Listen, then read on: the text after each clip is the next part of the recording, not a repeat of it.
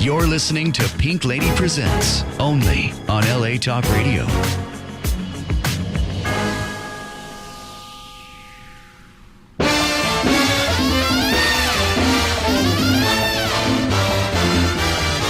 I'm gonna live till I die. I'm gonna laugh instead of cry. I'm gonna take the town and turn it upside down. I'm gonna live until I die. Hi, everyone, and welcome to Pink Lady Presents It Ain't Over Till You Say It's Over.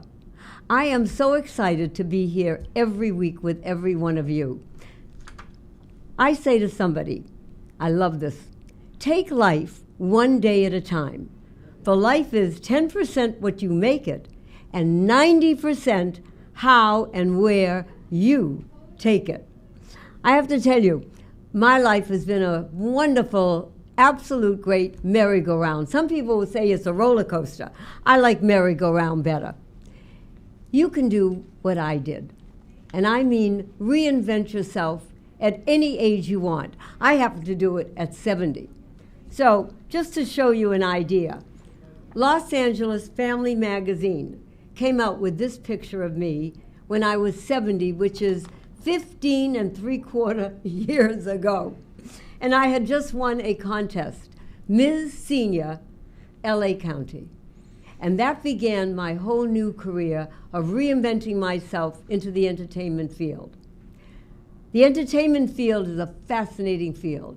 As much as we think that it's a huge one, basically the people in it are a family, small, passionate, and dedicated. The power is only within yourself. It's believing you can and knowing you are the only one who can change things. My guest today definitely has changed a lot of things in her life. Lily Holloman. I mean, I'm looking at her right now, and so are you. And what I'm seeing is definitely my grandchild. I mean, there's no question about it. And actually, you really could be my grandchild. I accept. Thank you so much. An actress, a working actress, and I say that with pride and knowing what you do. A working actress, television, film, I mean, radio, you name it, and stage, definitely. But what she also has done, and we'll talk about your career afterwards, but what she's also done, Dove and I were reading, is taken an historic entity, something that never, ever should have been put in jeopardy, and revitalized it. And what that is was the Los Angeles Breakfast Club. I mean, just the name alone, gives me a chill. It sounds so exciting and everything. Tell me, Lily, why, with a going career like you have, why did you decide to take a chance and help an entity out to stay alive? Well, the Los Angeles Breakfast Club is a 93-year-old organization. 93-year young. 93-year young, yes, of course. Okay. It was founded in 1925 by the big business tycoons of that era of Edward Doe Haney and Edgar Rice Burroughs and Cecil B. DeMille and Carl Laemmle, Uncle Carl. Oh boy, yeah. Uncle Carl Laemmle was the president of the club for quite a while, and now I am the president of the club. I am a huge Hollywood history fan, and so it gives me chills to know that I've stepped in the footsteps of this great giant and all the giants before me at this club. And I discovered it in 2013. How did you discover it? I found a picture of Red Skelton performing at the club in the back of the SAG-AFTRA magazine. And I noticed the address was in my neighborhood of Los Feliz, and I was fascinated immediately. It was like some other entity kind of took me over. I looked up the club, its history. I found it out it still existed and still met every Wednesday morning at 7 a.m. It was 5 minutes. 7 a.m. 7 a.m. Okay. 5 minutes from my house, and it was like a calling. I found myself driving there at 6:45 Really? the very next Wednesday. I showed up, and it was like finding the lost city of Atlantis. It was this time capsule that I had never experienced before. There's a live pianist, there's a full breakfast, there's these rituals, wacky, strange rituals from the 1920s. We're singing about ham and eggs and secret handshakes. This is the secret handshake. Oh. Just between us. I see. Well, That's flipping an egg. Oh, well, what I should have done was say, hello, ham. Exactly, and then I reply, hello, egg. So there's all these crazy, weird, fun things, and you feel like you're stepping back in time. It feels like a high school assembly from 1950. Well, when you first walked in, how many members were there at that time? When I first walked in, we were down to about 12 people. And this was from how many? Hundreds and hundreds of people used to belong to this club in its heyday, and everyone who was anyone came to the club. Walt Disney came to the club. Will Rogers was a member of the heckling group called the Roosters. And it was a place to be seen in the 20s, 30s, beyond. Ronald Reagan was sworn into the club when he was governor in the 1960s. And the history is so rich. Well, there was a story that when you just mentioned Will Rogers. Yes. And want to tell that story to our audience? Absolutely. So Calvin Coolidge came to the club in the late 1920s, and he made a speech and was notorious for never cracking a smile. He was a deadpan, serious man. And Will Rogers made a bet with his fellow Roosters that he could make Calvin Coolidge laugh. And we have a receiving line where we do the secret handshake every week. And Will Rogers got up to Calvin Coolidge and shook his hand and kept going, and then quickly turned back and said, "I'm sorry, I didn't catch your name." And broke him up. Calvin Coolidge laughed, and Will Rogers collected. One of the things I know our audience would be thrilled to know is you've mentioned a lot of men, but women weren't really accepted or welcome until when? Until the 1980s, the early 1980s, when the club kind of dropped in popularity. They decided, all right, we'll open the doors to ladies. We always come to the rescue. Yes, we do. And so it became a co-ed club, and because I guess it went out of vogue, these types of organizations, it became, with younger generations, it became more of a seniors club in the 80s and 90s. And then when I found it, it was predominantly seniors, but had dwindled even in that demographic. You said, what, 12 members? It was 12 members. And so people didn't know how to get the word out. They didn't understand how to use social media. And they also didn't think people would be interested. And I fell head over heels with the experience. I mean, like the singing and the community of it and the history, and there's just something magical about 7 a.m. to 9 a.m. at 3201 Riverside Drive in Griffith Park at this place that has so much history. It really gives you a sense of Los Angeles, a sense of place, and a for sense those of us context. who didn't catch that, what was the address again? 3201 Riverside Drive, LACA 90027. It's at Friendship Auditorium. It's the Shrine of Friendship, what we call that. And Really, the club is all about celebrating friendship. It's all about equality. Everybody is the same. That's why you greet everybody as a ham or an egg. Oh, so that's how you greet just everybody? Yeah, everybody. Oh, Everybody in is other a words, ham if I or an walked egg. in at 7 a.m. in the morning, I would say, hello, ham. Hello, egg. Yes, absolutely. Hello, egg. And then you no. And then I would say hello, egg. Yeah. Right, and I would say hello, ham. Mhm. And then, so Yeah. I don't say name or anything. I just say the ham. I and mean, you say the can egg. say your name, but it's also a proper greeting to do that too. Yeah. Wow, I love that Yes. idea. That Yep. is cute. That really Yeah. is. And we were actually in the Friendship Auditorium. You did an entertainment program for City Council member Mitchell Farrell. Right. Yes, and So I you- heard rave reviews. Thank you. And also want to get you back to the club when you're on hiatus, because Thank I you. know we do the same day here. Right. So That would, Wednesdays. well, Yep. We actually have some go ahead. news. We have some You can news. break the Oh. news right now. I can break the news right now. Okay, You can- I set thank you up so much. perfectly. I love it. Anyway, what we are going to be doing is changing our day. Now, let me explain this. Why do I love live streaming television? Okay, one reason.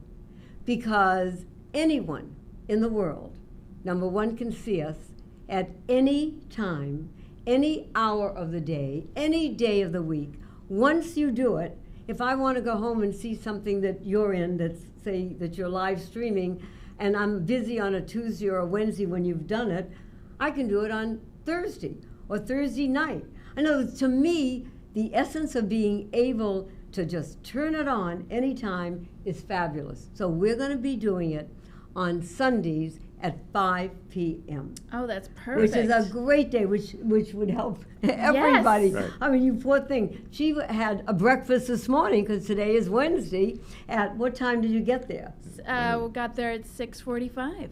At 6:45. Yeah. Mm-hmm. Well, first of all, I want to ask you, the building that you're in now, Yes. you were not in that building in the very, very beginning. In Am the I very correct? beginning, it was the same spot. It was the same land. So these big businessmen, they were horseback riders. Oh, that was it. Yes. Okay. And they would ride their horses through Griffith Park every morning before work, early. And one morning they decided to build a campfire and have breakfast together. And one of them got up and told a story. And that inspired them to create the Breakfast Club. And Lovely. they bought a parcel of land, which is where we still are today. Okay. They founded the Breakfast Club Horse Stables. Oh, And they built the Garden of Friendship. where is that? And that was where Friendship Auditorium is, Oh, in that okay. exact location. Okay. And so they had that up until the founder, Maurice Dumont, died and the Great Depression occurred. Right. They had to vacate the land, and they went briefly to the ambassador. They pooled their resources. They bought another clubhouse on Los Feliz and built a fabulous clubhouse, which was there until the early 1960s. Okay. And then that clubhouse they donated to the fire department to do a Oh. practice fire on. So they Oh. lit it on fire. Are you kidding me? No. Oh, my Lord. They sold the land and then they lit it on fire, Fire. and then they moved back to the original spot and they built Friendship Auditorium and gifted it to the city of Los Angeles. Parks, the recreation Parks park. and there Rec, you go. Right. where we rent it back for $1 a year for Wednesday mornings every week and one Sunday afternoon a month.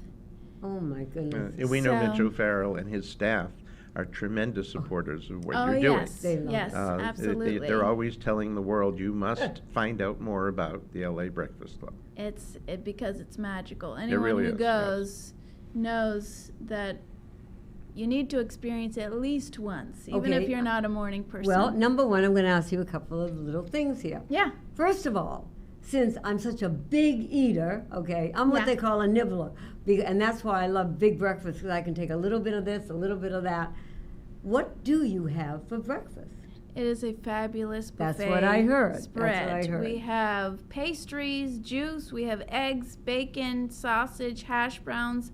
Every week we have Sounds good to me. oatmeal. We have a specialty dish.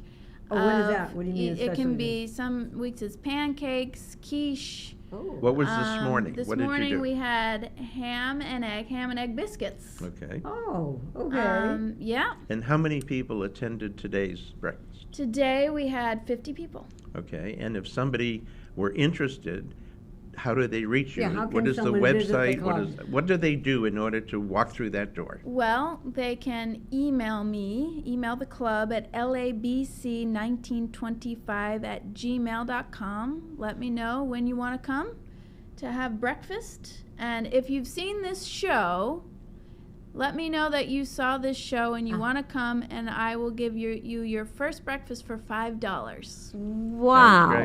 Hello. Yes. And we'll put it on the Pink Ladies website Yes. so Okay. people can find that link and then get in touch with you. So that is labreakfastclub.com is our website. You can also find us on Facebook.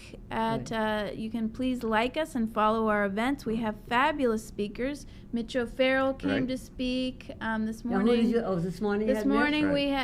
this morning we had some architects that restored the Church of the Epiphany, Oh, Okay. wow. which was a By historical. the way, this show is live streamed on Facebook right now. Oh, Yes. my So goodness. everyone who's on Facebook, we were in Boston last week, and the young lady who was the hostess at Giavelli's Italian restaurant came and said, "You're the Pink Lady. I'm on saying- Facebook. I like you on I was Facebook." like, wait a minute, I'm in Boston. She's, I know. I said, that's what It's everywhere. social Ah. media is. So. You are famous. You are So, a infamous. national treasure. yeah, Thank you. Yes. But so Um, they can go for the breakfast. right. You And come then- to the breakfast, ahead. you sing, you do calisthenics, you Oh, do what do you mean by like calisthenics? just some stretching and Okay. some wiggle waggles. Okay, like and, what? Like, give me an idea. Yeah. Well, the classic ham and eggs exercise Okay. is arms out, Arms out, Dove. Arms Okay. out. then Come on. palms up, Palms up. then Uh-huh. arms out Okay. and back, Back. palms together Palms together. and down. And down. It's very Basic. rigorous. Basic. Very I'm rigorous. exhausted already. I Me need, too, I I need know. more coffee. Yes. But yeah. tell us, beside Wednesday mornings at 7 breakfast, Yes. are there any other activities coming up in the next couple of months during the summer of 2018? Yes, well, this past Saturday we had a special tour to the Wildlife Way Station. Oh, is that Tippy Hedren's place? It's not Tippy Hedren, but it is a place up in Sylmar Oh, where okay. they take in any know exotic that. animal Okay. Mhm. that somebody can't Oh, handle any longer. okay. If somebody has bought a pet by accident, a pet tiger, and can't handle it, Right. they can drop it off at the way station. They have chimpanzees. They really? have Why haven't I pigs. heard about They that? have it's a fabulous Yeah, organization. there were some lionesses that were shown. I assume Lionesses they have several. and Yeah. say baby lions and little monkeys and So now Okay. do you do that? How many times do you go on like so outings occasionally we'll do these tours. We also took a tour of Frank Lloyd Wright's Ennis House, which is not open to the public. Okay. like that? Oh wow. Um, That's- I like and that. another benefit to the Breakfast Club was because our forebearers were such successful businessmen, they created a foundation called the Los Angeles Breakfast Club Foundation, which Read is a about that. separate Yes. entity, and we are lucky enough to give out grants through the foundation every year. Okay. And so we gave a grant to the Wildlife Way Station so that they could purchase a generator for They didn't have one? they did not Oh, have a wow, backup that's amazing. generator, and they were in trouble during the fires. Yes, right. And they need electricity all the time to keep the food cold, to heat the animals, and Well, let me ask you something. When the people that began it, like Doheny and all that, Yes. and Walt Disney, I understand, was there all the Mhm. time. Yes. You also had Chandler and her yes. share. Okay, so this is one of the photos that I sent in because this was a historic moment at Yes. the club. And when Harry people are seeing Chandler. it now, right? Harry Chandler, who was the head of the LA Times, and William Randolph Hearst, who did the Herald Examiner, Right. were arch rivals. They were bitter enemies. They hated each other to the core. And one of our symbols about friendship is the buried hatchet. Okay. And so the Breakfast Club was created to be a place where people could bury the hatchet and break bread together. I like that. And Harry Chandler and William Randolph Hearst had a very famous meeting where they buried the hatchet and they broke bread together in the Garden of Friendship. And that's what the club's all about. There's no politics, there's no religion. I love that. We have these strange little symbols about friendship, the golden rule and the golden shovel to dig up the clay, What is that? What dig is- up the clay of goodness and humanity every week. Okay. And there's a steamroller. We're yeah. not sure what that is. It sounds like a storybook, like a fairy tale It is type a thing. little bit Really, of a it does fairy look like- tale. Yeah. You also have cryptogram. Now, I have to be Cryptogram. honest with you. Dove and Lily, I know they know what all that is. I never realized what a cryptogram was. I don't know why. I just never thought about it. But tell us about it, because you have it right in front of Yes. you, and you're seeing it right now, everybody. This is the cryptogram that we read out loud every week, and this was created by a famous cartoonist from the 20s, and it says FVNEM, SVFM, FENE eggs, SVF eggs. Oh, I see. VFM and eggs. Can you understand? Yes.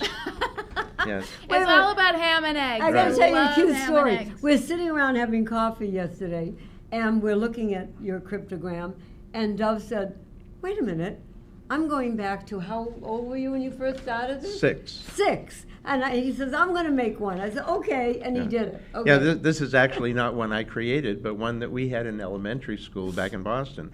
It's A, B, C to B's, L, M, N, O, B's, S, M, R. See them? Every kid who graduated from my elementary school knew that by heart. I love That it. was our We first gotta bring it back. The cryptogram. cryptogram. Oh, yeah. Absolutely. I mean, Yeah. I think that is so Absolutely. different, and it's like, reminds me of, like, do you remember, well, you don't, you're way too young as my granddaughter, but Dick Tracy? Sure. I mean, you know, that Right. type of thing. I mean, that's Yes. always So exciting. I want to go back for one moment. So the summer, we have the rest of June, July, August. What else is coming up? Are there other things? Do you break for the summer, or you go every Wednesday? Oh, no, we go every Wed- Wednesday. Have you We're- ever closed? We close for 2 weeks over the Christmas holiday, and Okay. that's it. Okay, okay. Yes. So- So coming up, we have, let's see, we have a man talking about, oh my gosh, what is his name? The Well, film one's talking about director. some art in the theater and something. Yes. I'm trying to Well, think we what it have is. a historian about In-N-Out Okay, the Burger. In-N-Out Oh, Burger. really? Oh, Yes. that would Which be is, fun, for those yeah. watching from around the country, In-N-Out is a regional chain Right. of hamburgers. Always, the too. meat is always fresh. I remember coming to California in 1970 and seeing these long, long lines. I couldn't figure out why. Yeah. And they said In-N-Out Burger, a regional chain. Oh, great, so they're And coming, okay. then on Yep. July 4th, we're even meeting, and we're going Oh. to have a patriotic talent show starring the members. Terrific. Singing and dancing. Okay. And so that'll be And fun. I bet some Yeah. of them aren't really performers, so they're doing it anyway, or are they all performers that are doing it? I think, yeah, there's a little bit of a mix. Okay, A little bit that of a would be mix fun. there. Yeah. We've got David Rue, another city councilman Oh, Sure. yeah, I coming. love David, yes. Yes. Yeah. So a lot of good stuff. A That's lot great. of Hollywood history, and Well, yeah. let me just say something.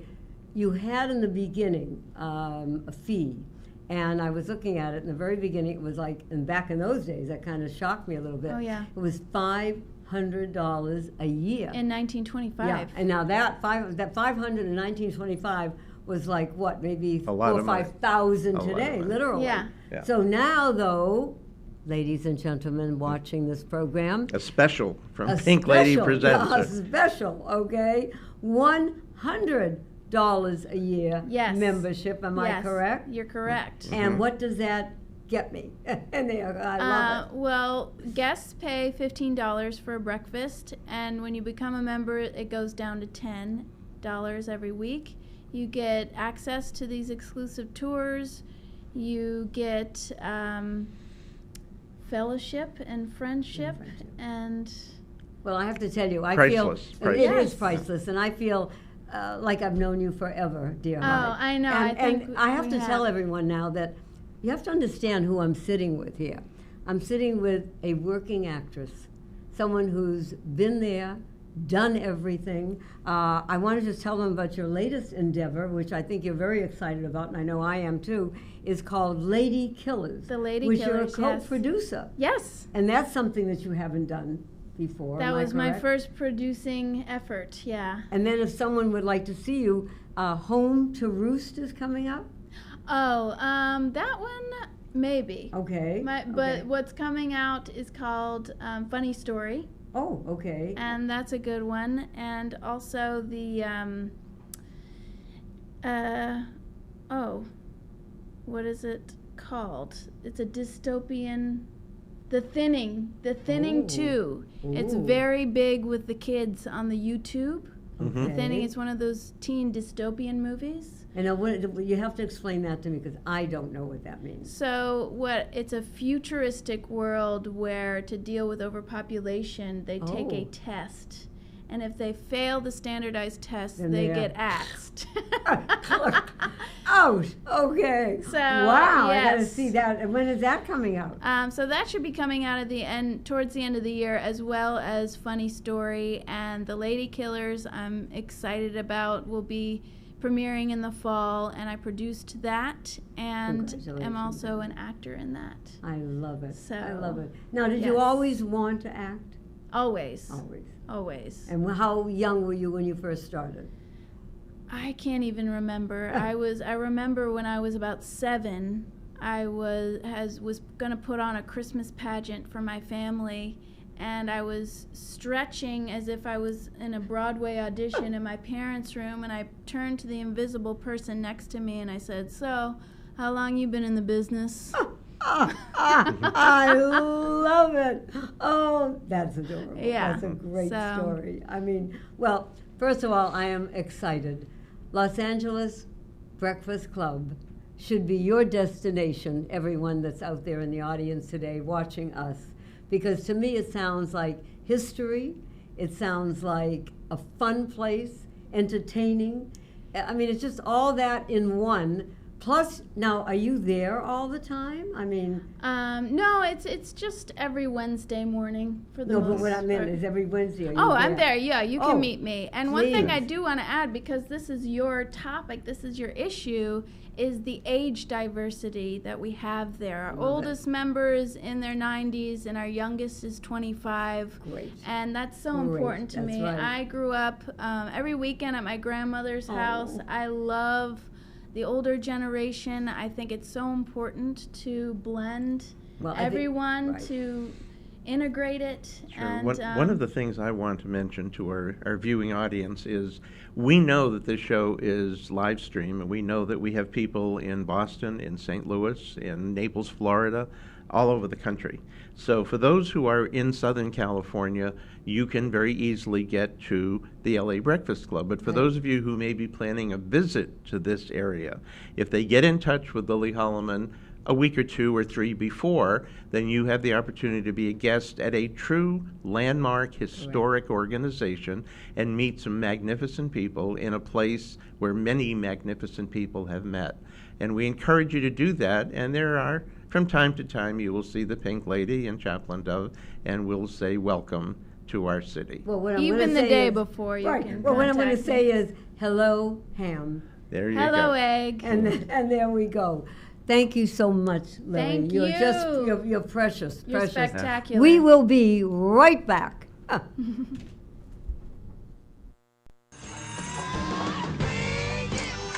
Hi, Pink Lady here.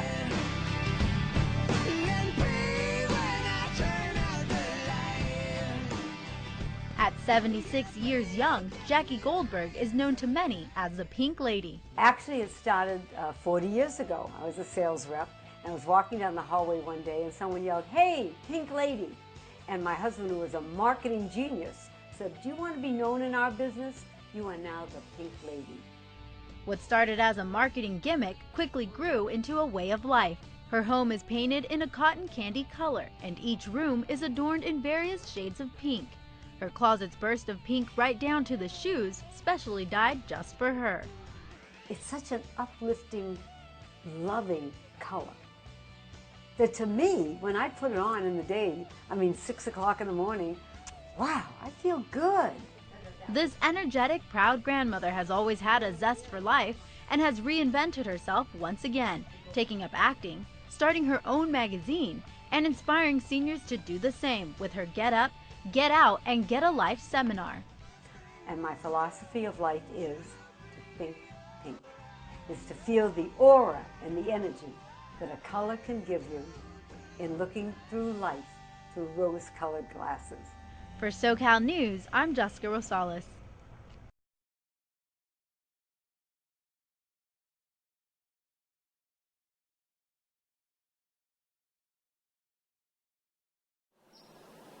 A wacky, wonderful woman lives in this pink house. She decorates in pink.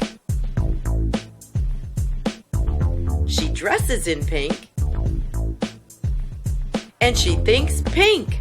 Hi, I'm Jackie Goldberg, known as...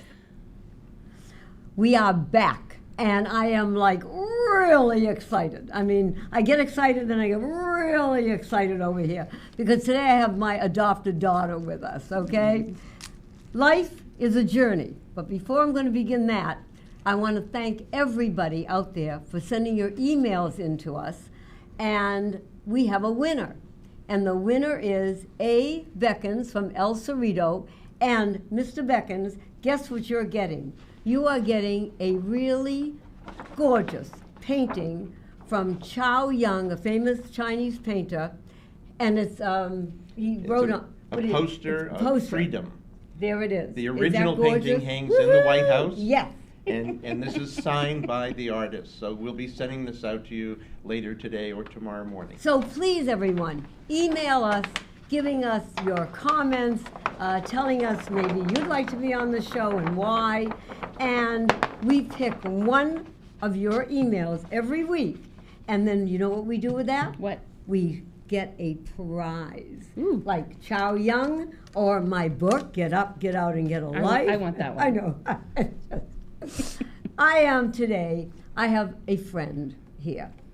But not only a friend, I have someone who is talented, creative, an illustrious lady, but most important, someone who is warm right from the inside to the outside. She is a famous, famous designer, costumer, and Klaus Barley. Look at you. Thank you. You love Woo! this? Yes, I love it. I brought Now, if my that bubbles. was like pink with little pink, white little dots and stuff, I could take that from you. That's why it's not pink. It is adorable. You know what? I don't even know where to begin. Where did we meet? That was the first thing. Where did we meet? You called me up and invited me to the Pig and Whistle. Do you remember that? Yes. That's right. Oh my God. And you performed Yes. a magic trick. Do you remember what that was? No, I don't. Well, you were big as life. Your personality was like beaming from the booth, and I was like, "Who is this? I love this person." And you said, "Excuse me, I have to go to the bathroom." And then you walked down, and I was like, "Who is this magical pink being?" And I was like, "This is forever. Our relationship is forever. I don't care what you're about to ask me. I'm going to say yes." Doesn't matter. Yes, right. Yes, before Well, that. you know, pink is in my business of work.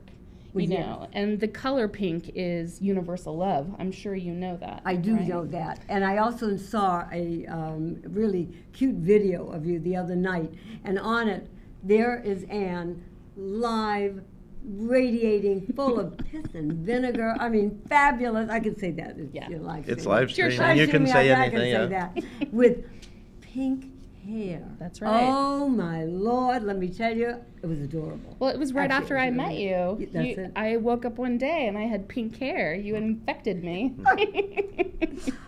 What is a costume designer extraordinaire? I mean, Well, I think those are two things separately. Oh. Being extraordinary and then being a costume designer is two different things. Right. So, But my job is telling stories through clothes, and I do that through the medium of film and television and commercial print and weddings and everything else everybody asks me to do. But my job is to match personalities and clothes and tell the story of characters and people through what they wear. well, And like, this past year, we were at the Disney Concert Hall. right? That's right. When you Oh. tell us a little bit about That that, was because there great. were, 100 people, 150? There were Yeah, a lot it of people was- there. It was an opera at the LA Phil with a director that I work with, Yuval Sharon, who's with an incredible company, but he's an artist in residence there currently.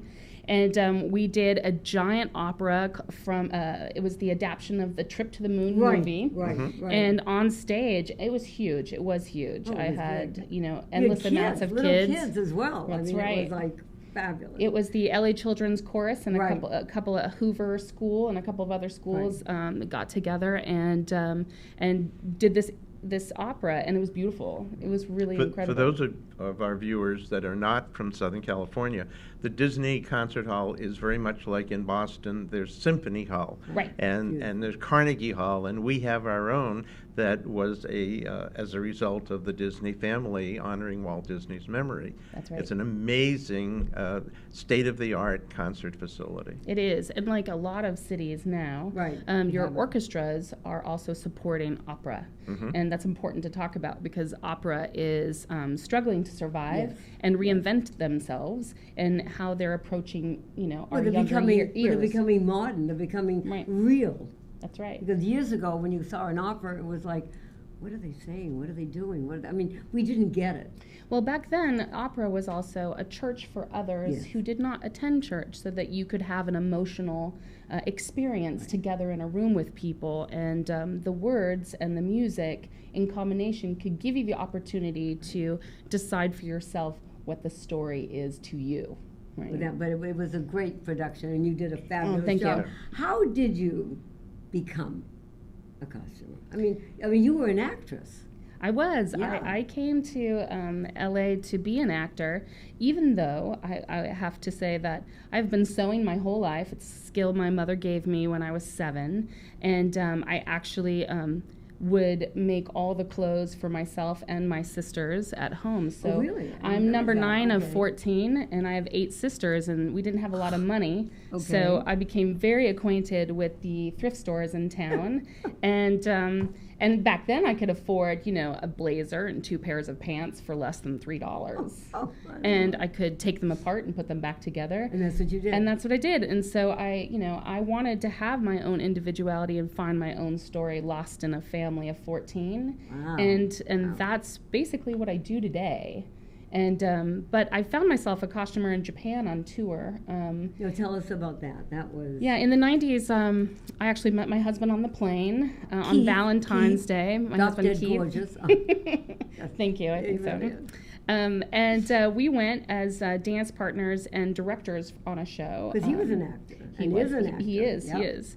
And so during that experience of opening this theme park at the bottom of Nagasaki in Japan, I discovered the costume shop, and what they were doing in Japan at the time was really recreating new uses of recycling fabric and plants, using them as new textiles. And what the ladies were doing in the costume shop was something I had never seen before. And I found myself a costumer there while I was performing. I was like, this is my passion. This is what I really love to do.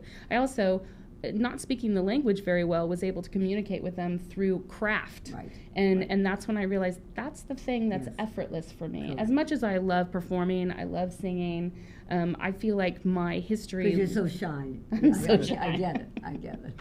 But I have to say that training as an actor and a dancer, I feel, has made me such a better designer. I'm much more flexible. I do look at function. I'm much more ready to say, "Oh, that's terrible. Let's try something else." And not a lot of designers do that. I'm like very humble you're about honest, it but you're because honest. function is so important. And literally, at the end of the day, I know my job sounds glamorous, but at the end of the day, it's really about collaboration, because I not only work with an author who writes a story, I work with a director who has an interpretation, and then a scenic designer who gives me a setting, and then I then have to go in and dream something up. Right, for the actors. For an actor that I meet on first day of rehearsal Right. who's yet to begun their journey. Yes. And so then I have to step back again and then hopefully match whatever I imagined that 25% of that will arrive on stage. How did you do with Pee Wee Herman? I mean, I saw that you did that, and I thought he's adorable. Now, how did you get that? Paul's like a brother from another mother. Right. You know, I didn't discover Pee Wee until I was 13 years old. Really? I didn't Okay. grow up in a house with a television, and so I actually saw Pee Wee for the first time at someone else's house. And I always thought it was magical, because I definitely have an endless child in my heart. Yes, right? you are. And so when I was called by Alex Timbers, who I'd worked with before, to do the Pee Wee show. Now, who was he? He's a Broadway director. Okay. And he said, we have a limited budget. We need to make it look like a Broadway show. You're the only one in town we know who can do something out of nothing. Can you come and meet? And I'm like, of course, it was a dream come true. I love it. And then and Paul and I became fast friends after that. We speak the same kind of silliness, which is nice. But I have to say, designing for an iconic image, and I was in a series of shows like Toy Story, where I was being asked to design something that's iconic. Yeah, because Toy Story is completely the other end of Pee Wee Herman. And I'm very clear about what I love about the Pee Wee Herman show, which no one has been able to reproduce, which is the diversity and inclusion of that show is hidden within all these, gadgets of fun with puppets and insane gadgetry that he likes, the electronics and whatnot. But the mischievousness and the youthfulness and innocence of Pee-wee is the lesson of being open to everyone, from, everybody in the show was a child to someone who was of color to someone who is sexually open. How like long were all you of that show diversity was so powerful to me that How I long felt. were you doing that with Pee Wee Herman? We did that show pretty quickly for the Nokia here, and before it moved to Broadway, and because everybody knew the Pee Wee product so well, we were able to dig into it pretty quickly. With Toy Story, how did you? I mean, to me, everyone is seeing the picture now. I mean, to me, it's like that's magical to me, is seeing all the costumes, the colors. I mean, that's where your creativity, and it's also your creative activity has journeyed to your two children. She has two great children. She has a son, Vice, who's drop dead gorgeous, who is an who's going to be, not yet, but he will be, an astrophysicist. That's right. mean, like, hello. That's what he's going to college for. And then her daughter Ruby, who's going to be 16, I think. What, tomorrow? Happy birthday, Ruby! She happens to be sitting right here in our audience. Anyway, so go ahead. I'm sorry. No. So Toy Story to me was exciting too. Toy Story was frightening to me. Really? Why? When Disney approached me, they had come to see a local show that I worked on for 9 years called the 99-Cent Store Show, and this show was done at Bootleg Theater, and it was a real community show where the rules were if you couldn't find it at the 99-cent store, it couldn't be on stage. So all the clothes and costumes, all the costumes and sets were all made of 99-cent product. Oh, and it was fabulous. probably the first thing in my life that I ever built uncensored. I would have to make something like 250 to 500 costumes in 2 weeks. And I couldn't plan it out. I just had to churn it out. And it was hard because these shows would get extended and last for 3 months. Wow. And so this product had to live through that time. And over the years, we developed it to be an incredible feat where I would invite other designers to participate. I would invite locals. I had moms and grandmothers, and then it became a giant holiday party where everybody would get together for 2 weeks. And literally it became about community and communion, and what came out of that show was something I can't describe. It's half spiritual and half beauty, and it came out of the guts of that Silver Lake area, you know? Right. And people would flock to this show because it was such a spectacle of joy. When was that? That happened through the 2000s to 2009. And we Let's have to bring it back. segue from that to your being in Shanghai and doing right. the costumes for Disney, for Shanghai Disneyland. So And how that many relationship people? with How Disney. I many mean, from the people did 99-cent store Yeah. to Disney Right. in China. That's right. Well, with Toy Story, when they invited me to the table, I literally felt unworthy immediately. I said, Really? "Why would you ask me to do this? I don't know anything about puppetry. I don't know anything about, the scope of that project." And it took me about 6 months to realize that I had to, just like anything, Right. if you don't have any money, you still have to think outside the box. And if you have a lot of money, you still have to think outside the box. And so this one was, how do you call upon something you don't know and learn it, and be humble to learn more, which is what I did. I felt like that project was like my grad school in going to the next level. And then I asked myself, what do I love about Toy Story, which I think is a perfect film. Right. And the design is absolutely perfect. And what can I learn from it? And what I learned from Pixar, which is lighting is everything. Yeah. And the lighting became, if you look at that film, and I've seen it millions of times, the lighting creates an emotional valve as well. It gives you the time of day and the lighting in the clothes, from the sunshine that hits your clothes to everything that cooperates in an It's emotional... like an awakening. Yes. Yes, definitely. So I found, working on Toy Story, I met some incredible artists like Michael Curry, who built all the costumes for Lion King, and Paul McAveen, Bill Hargates, all of these incredible vendors who helped teach me and also accept my philosophy through these clothes to create what we did. And they had asked me, can you interpret this in many different ways? I think I designed the show, over 400 designs for that show, to really understand that what I really wanted to see was Rex. I didn't want to see anything else besides that cartoon come to life. And on opening night, when they came out and I heard those kids gasp and just couldn't believe that they were seeing something that looked like the live cartoon on stage, worth it, worth every decision. It had to be. Yeah. Well, when you did Disney, how many costumes did you actually have to make? Meaning, how many people did you have to make? Well, the crew, that was for the cruise ship, Right. and they have their own matrix of, like, your Peter Pan plays your Mr. Pig. Okay. Like, they have 4 or 5 different shows they do on the show, so it's a finite amount of people. Right. But when you're doing, Shanghai Disneyland, that's endless amount of people for decades that they will wear those costumes. Now, they were, when they say Shanghai Disney, I think like if you were in Japan, some of the stature of the ladies are tinier. Am I correct? Or Chinese? I mean, are they like we are? I mean, Yes. there's no challenge with that. No, I mean, the Chinese people are of all sizes and shapes and athletics, and, depending on what show I worked on, you would never know. There are Chinese basketball players who are 6'2". Wow. And then another one that I know that was acclaimed, but it was a rough show for you to do because it was challenging, was Zoot Suit. Zoot Suit, yes, another iconic show that we did at the Taper, Mark Taper Forum in LA last year. Yes, Zoot Suit has a history all to itself. Yes, it does.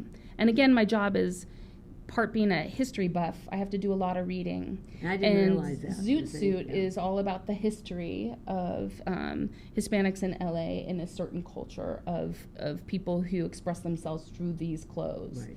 And that they were demonized during the war for purchasing extra cotton fabric when there was a ration for it for the war. So literally, you can interpret it many ways, and you should read about this situation because it is very complicated. Because I feel like politically, these young men and women were demonized and took on something that was unnecessary and prejudice. And you didn't copy what most people thought of as a zoot suit. No. You were much more inventive. And I remember seeing what you did. Tell us a little bit about what people immediately think versus what you did. Well, I mean, I think that one of the largest things that I found out, because we now have the internet, Yes. and this is the first time I started Googling a lot of Zoot Suit information, where Google was just bringing it to me.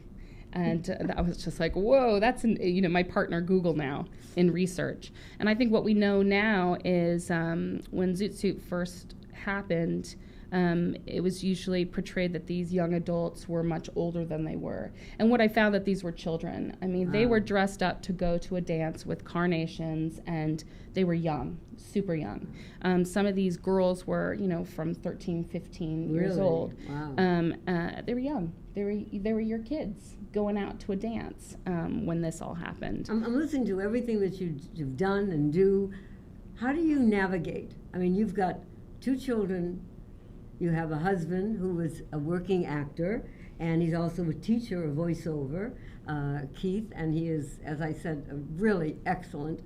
How do you navigate family, career? I mean, what do you do besides be you? And we know from having known you and Keith and the kids that they're young adults and they have their heads screwed on correctly. Yes, they do. And it's not easy growing up in today's society to have all of that going on and still to be humble and modest and proactive and want to make the world a better place and not just sit back and say, I have a mom and dad, they'll take care of me. No, your kids aren't like that.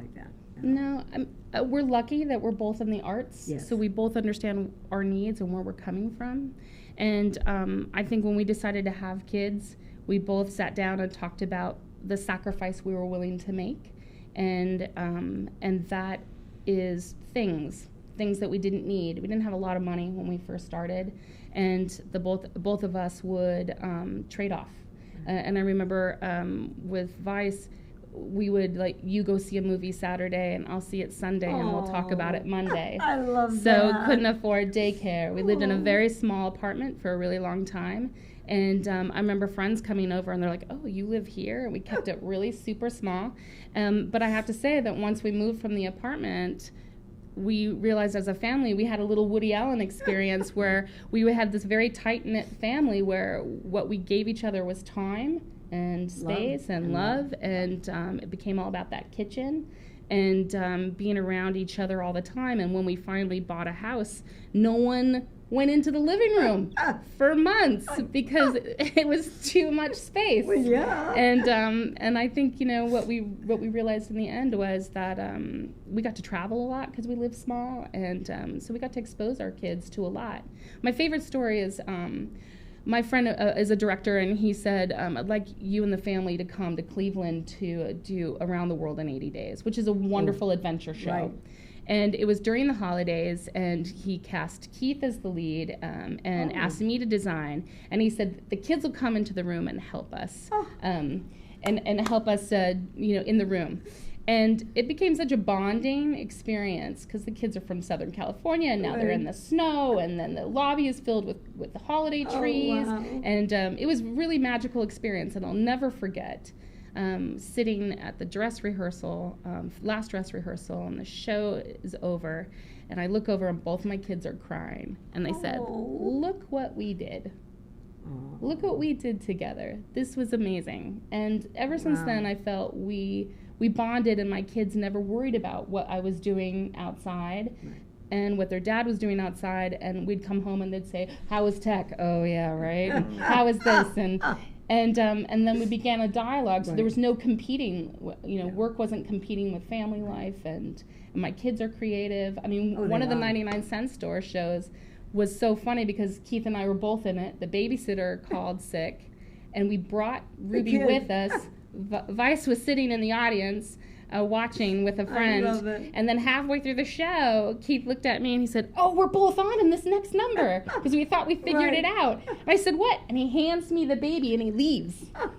And I have the baby and I'm about to go on and sing. I love it. And so I looked at Ruby and she was laughing, and I got her butt naked. I put her in a plastic bag. I duct taped her to my waist. I put a birthday hat on her, and I went out. And the crowd went wild. Oh my God, that's Ann Klaus Farley. I mean, first of all, what's plans do you have for coming up right now? What's your immediate? Well, I'm working for Carnival Cruise Lines, doing some projects with them, and I'm doing a big new project for Universal Studios. That's my big one. I'm doing a small theater show for a friend of mine, Lindsay Alba, at the Echo called Cried Out Loud, which is wonderful because she's a new mom, and it's a really great show about the complexities of leaving your children at home for the first, leaving your children in daycare for the first time. I can't tell you, and I'm going to tear up if I do. I just will. I am blessed, and I mean really blessed, to know Ann Closs Farley, because to me, she epitomizes what my world is right now with entertainment by being the heart of what she's doing, making people happy and keeping her family together with a creativity, with a love, with a passion, with a dedication that not a lot of people have today. Thank you, Ann Closs Farley, for being here. Happy birthday, Ruby. Vice, good luck being an astronaut. I want to be there when they shoot you up to the moon. Give you a farewell. I mean, I'm only 85 3/4. I'm going to be there. Yes, you are. God bless everyone. Thank you so much for being with Pink Lady. Remember, it ain't over until you say it's over. And for me, it ain't ever going to be over. God bless. Thank you. See you next time, Thank folks. you. You're alive, so come on and show it. There's such a lot of laughing and singing and dancing and living for